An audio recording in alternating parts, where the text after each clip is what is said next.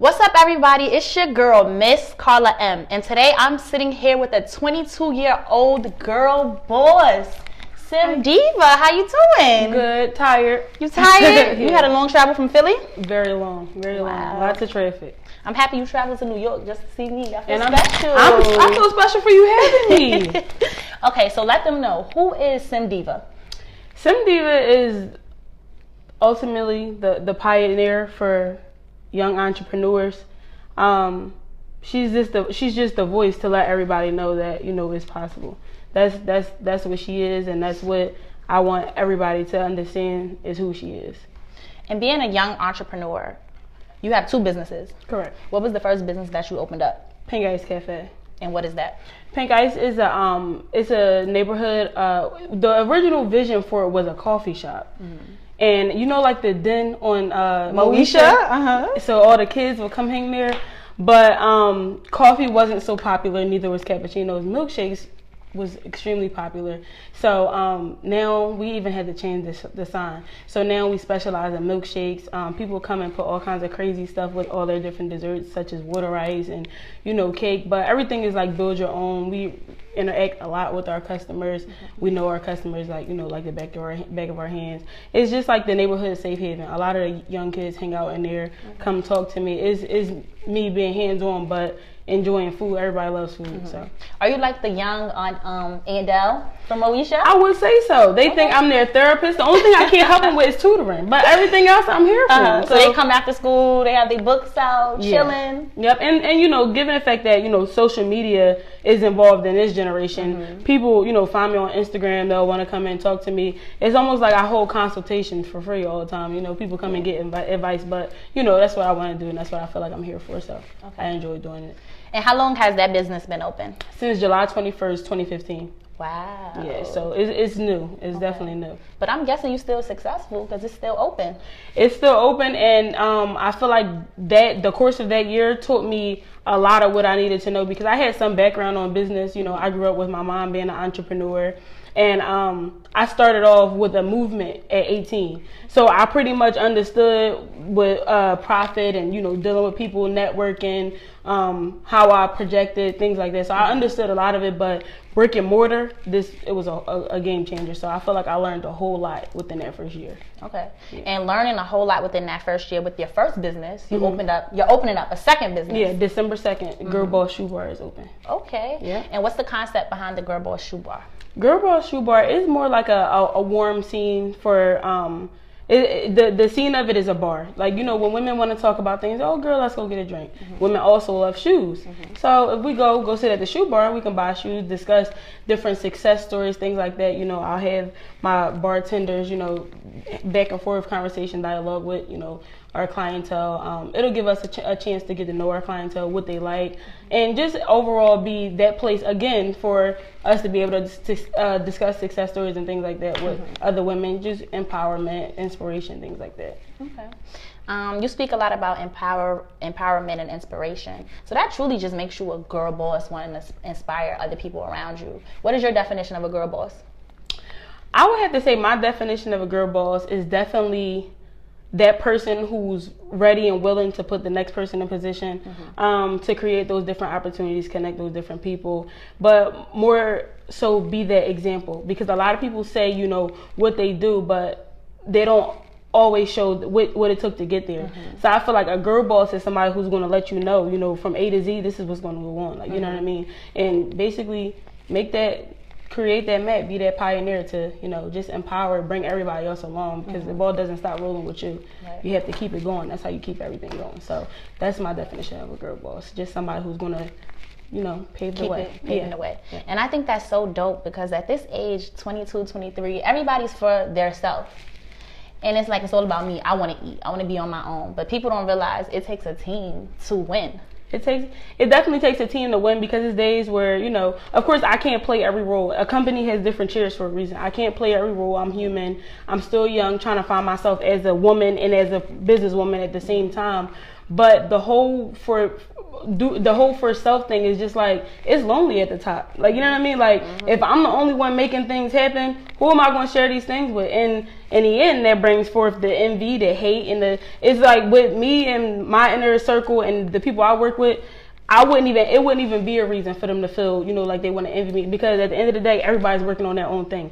Down to my employees at Pink Ice. Like, they're all 16 and up, but it's like, yo, figure out what it is that you want to do. I'm going to help you do that. So therefore, when things happen for me, it means it's going to happen for you. Like, if I get a meeting, you get a meeting. It's like that. Like, so I really don't understand the whole I want to be about myself thing, because who you want to do it with? A bunch of people who barely know you, who you want to be accepted by, who don't care about you. Exactly. So it's just like, I don't understand the do for self thing. So I'm definitely for, the empowerment, and not doing it for them, but showing them how to do it. And what is your why at such a young age for empowering other young people? Because I feel like a lot of young people are doubted. We were definitely left at the bottom. Like, it's like when people make it, at this point, they want to either spoon feed you or they want you to figure it out. Like, you know what I mean? So now it's just like, again, I go back to saying nobody really explains how it's supposed to happen. So I feel like it's my job to explain. So even with simdiva.com, that's going to be the anchor, the staple. So you're going to go there, you're going to see what I went through, how I went through, why I went through, and all those different things. But ultimately, it's because I want everybody to understand how it's supposed to happen. No success story is overnight. Instagram got us comparing our reality to these people's, highest. It's just like, that's not even reality. No success story happens overnight. So that's why I do it, because I feel like nobody else really is, except for, Karen Civil. But I guess we'll get to that later. We're going to get to that, because I was on your gram. I was creeping. We're going to get to that. So. You speak a lot about empowering and how us, the younger generation, doesn't have anyone to look out for us. Everyone wants to be spoon-fed. What would you tell your teenage self before this journey that you took as an entrepreneur? I would definitely tell my teenage self to use my leadership qualities wisely, because I always felt like I was a leader, but I didn't necessarily make the best decisions, what made other people not make the best decisions. And it's like, if I can have this impact so greatly on you in a negative manner, I can imagine what great things we can do together in a positive manner. So I would definitely tell myself, stay focused, be wise with it, keep God first, because I would go, me and God would, keep God first. And on a journey as an entrepreneur, you have to definitely keep God first. And I feel in general, aside from being an entrepreneur, you have to keep him first. Very much. Because the ship don't move without him. It doesn't. And it's like, he'll show you those different ways. Them times where you feel like you feeling yourself, you doing it. He will quickly smack you right over and remind you of who it was. Bring you right back, right to reality. And humble you real quick. So I definitely would tell myself, stay focused. Just keep your eye on whatever it is that you're trying to do, and make sure the people who you trying to pull along with you is not poking holes in your boat. Because I had a whole lot of that. Like, I'm not necessarily, I won't even say ending, because I'm really just starting, but I'm not necessarily standing here with who I started with. So, and that moves me to my next question. Have you had any obstacles along the way, from team members to your business being a little shaky? From personal, or you want to keep it business? We can do both. We can do personal and business. Personally, I would definitely say obstacles that I crashed through. I crashed on greatly, and I'm actually proud of myself for the way I'm handling things now, because the old me, when you do something to me, I was ready to fight. Period. I want to fight you. You might as well drop your stuff, because it's time to fight. But now, now that I'm an adult, it's just like, me transitioning into entrepreneurship, it's just like, dang, like, you wasn't really with me. And I was trying to make sure you was good. Like, like, I was making sure that I stayed humble, and I even started to downplay the things that were happening for me to make sure you were comfortable. And then it's like, downplay myself for what? To make you comfortable. Boss up. You it's time for you to level up.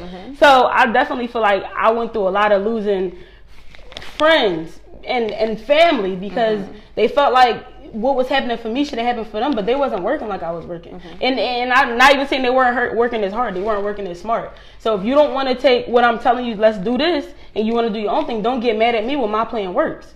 So I definitely went through that, and I feel like that was a growing phase. I'm happy that it happened. I have no ill will towards anybody that it happened with, and that brings me to, my business. I work with a lot of people, especially in Philly. Philly is a very small city. A lot of people want to label us as the crab in a barrel city. I feel like it's possible for that to be changed, but in a sense, they do perpetuate that stereotype, and it's like, I had to let go of a lot of people who I felt like, again, was willing to take that next level with me, because everybody, again, was for self. So I had to let go of a lot of people. And then with my business, it's a small business, so it was a lot of envy. They knew a lot that was going on, and behind the scenes, it was a lot of I can make or break you, and so those are the kind of people you have to let get look out for. Yeah, yeah. So. And speaking of stereotypes, do you feel being a black business owner is harder than being any other race of a business owner? Because we counted out soon as we in the lineup. I don't even know who's doing the counting, but apparently we're counted out. Like, you know what I mean? So I feel like, and as a woman, we're women definitely have it harder. Yeah, we have it harder. They gawk at us. If they're not gawking at us, they doubting us. It won't have the strength from whatever that stereotype is. But I definitely feel like being black and then being a woman is definitely 10 times harder. But that's why I gotta keep my poker face. You gotta keep going. Yeah, for sure. Let go all the BS. Yeah. What are 3 major keys that you feel that keeps your business successful? Prayer, number 1. 2, humility, and 3, focus. And what is your focus?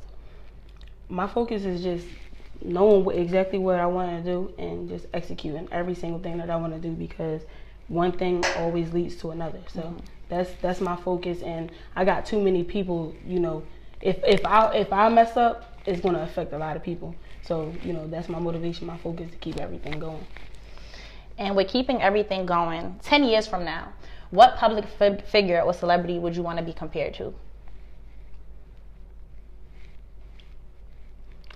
That's hard, because I don't necessarily want the comparison, but I would shift that and turn it into the only person in the game that I'm respecting and looking up to right now is Karen Civil.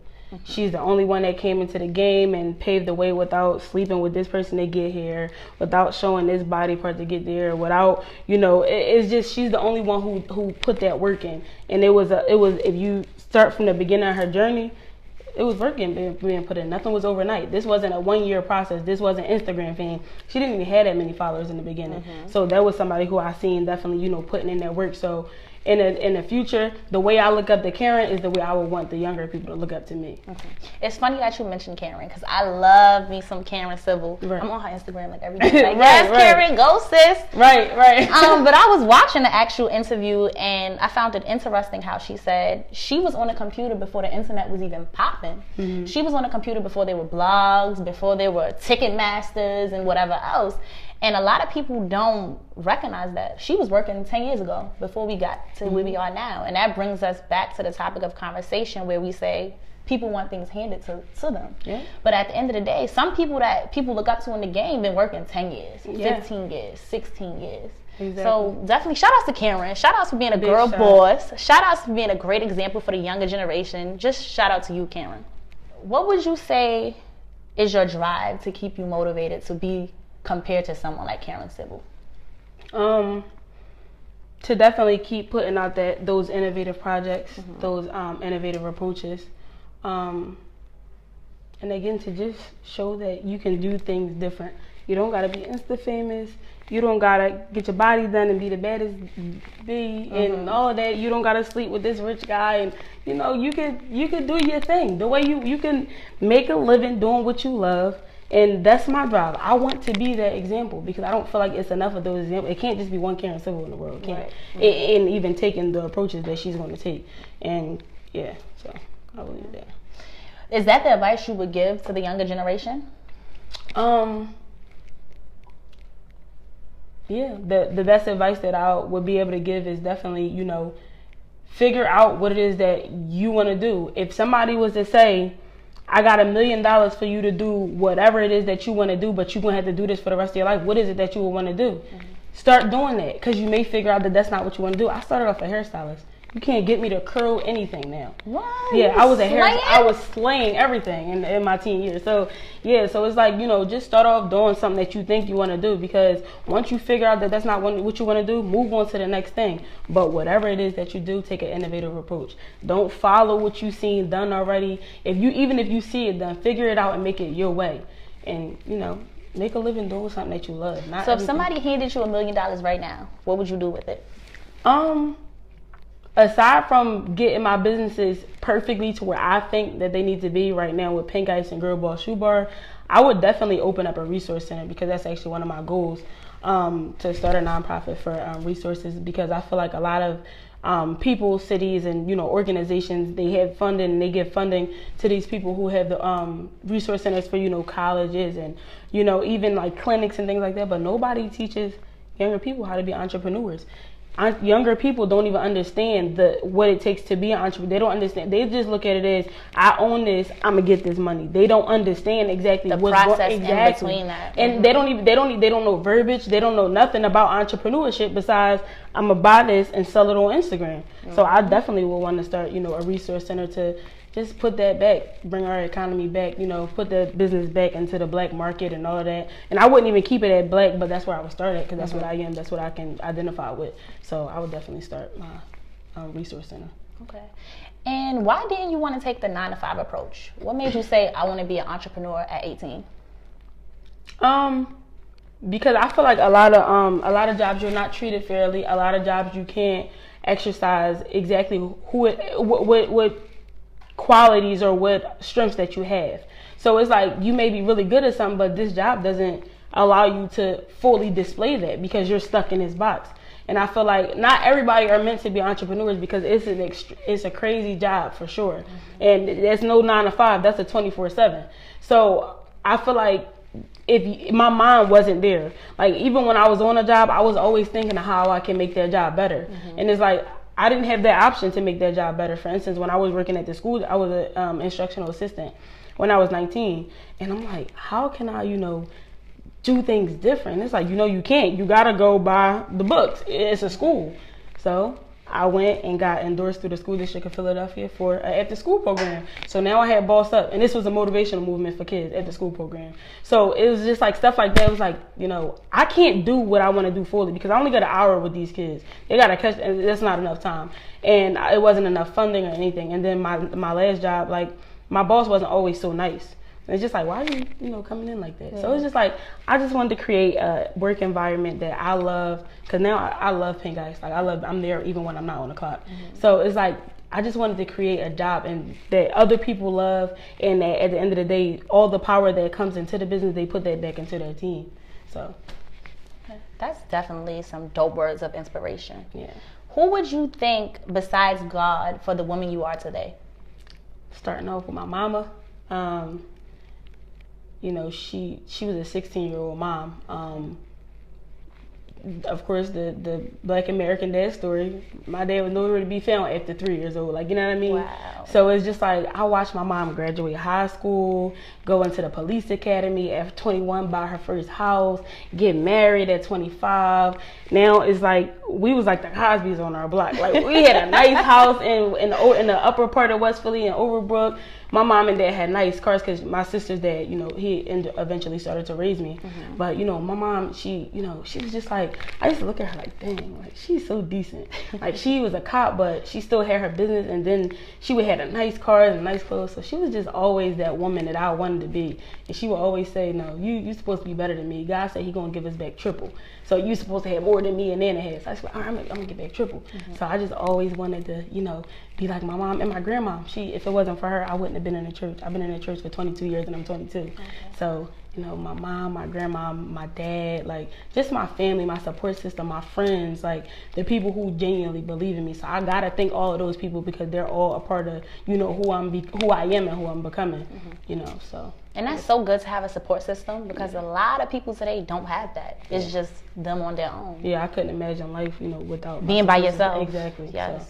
Yeah, because it's even moments where I do feel by myself, and then I'm like, girl, shut up. You got all these people. You got all these people around you. I got like 3 friends to call, a couple cousins, My you brand brought the crew with you today. Yeah, I got 2 of my closest friends here with me. So, yeah, like, and those are my go-tos, like, you know what I mean? So, and everything is confidential between us, things like that. And there are people that it's like, I'm not the only one motivated, even though even though one of them are like transitioning into entrepreneurship, my best friend, she don't want to deal with this. She don't want to deal with the extra. She bought a book, but when it come to schoolwork and my godson and my nephew, like the kids are in the bed, the house is clean and college work is done. I just be looking like, girl, how you do that? This is too much. Yeah, it's too much. In high school shit, I used to copy off all her work and everything. So she was always that driven person. I used to be looking at my best friend like, yo, you really decent. Like, you decent. Because I don't know how you do it. You got 2 years. How you get it done. She don't miss an assignment or nothing. So yeah, it's stuff like that. So my friends ultimately, like, they keep me motivated. Like, they keep me grounded. They remind me that there's reasons, and they rock out with me. So And with this support system, this motivation, what projects do you see yourself creating in the future?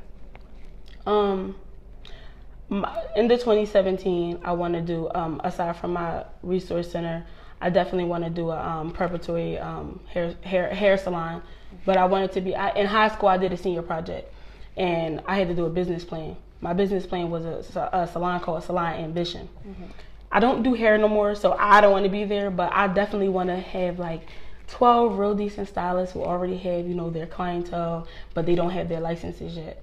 So I can have a teacher come in, sign a deal with a teacher, have them go through the stages of obtaining their license, and they have different, stylists that are already up there come speak and show techniques, and after that you graduate the course and we keep going. So everything that I want to do is let's keep it going. Like, what I mean? Yeah. So. Would you ever go back to doing hair? No. I hate it. I don't even do my own hair. I don't like doing my hair. No. It's so much money and it's just like, in the hair business. It's money in it, but it's not happiness for me. And that's that's one of the ultimate goals. I am so miserable standing in the mirror even trying to curl my own hair.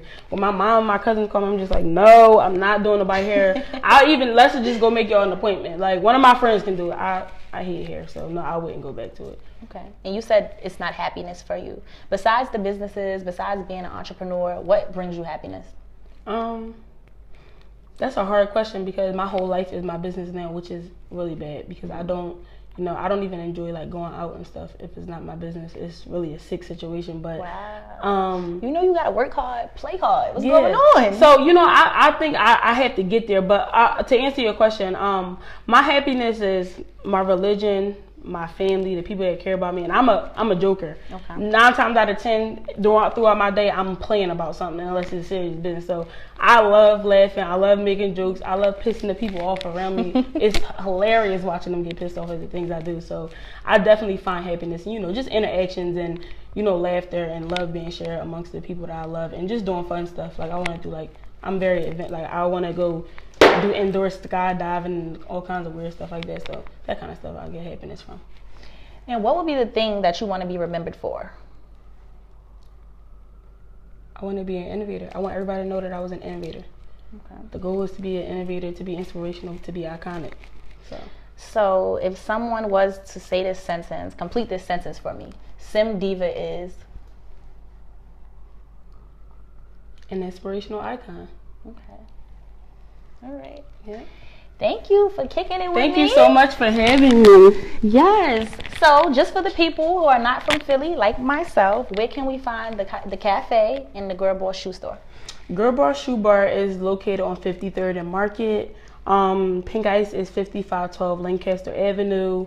You can find me on Instagram _SimDiva_, and SimDiva.com is launching November 14th, and it'll be the anchor to stable. Everything about me you'll find there. So I'll try to blog daily so you guys I can make sure I get everything that I'm saying I'm going to offer. I'm gonna make sure I get that to everybody. So okay. I'm gonna work hard on SimDiva.com. That's a whole nother job that's gonna be within it. So. And I was on your Instagram, right? So I saw these denim thigh-high boots. What's up with those? Because I saw they were sold out. Listen, they sold out. I wasn't even supposed to be selling stuff, and I'm like, is this God letting me know I don't need to worry because the shoe bar is gonna be okay? Because I sold out instantly. So they're actually on back order in the entire country until late December. So yeah. So can I get mine we're gonna make sure we put yours to the side as soon as we get them. Yep. Okay. All right. So. And can I get it like a chocolate water ice on the side? Sure, chocolate. You can pick your toppings and everything, girl. We got you as soon as you get to Philly. Yep. Sim Diva, it's been a pleasure. Thank you so again. much for having me. And I wish you nothing but the best of luck and continued success. The same thing with your show. It's Miss Carla M, Sim Diva. Check her out, y'all. We out of here.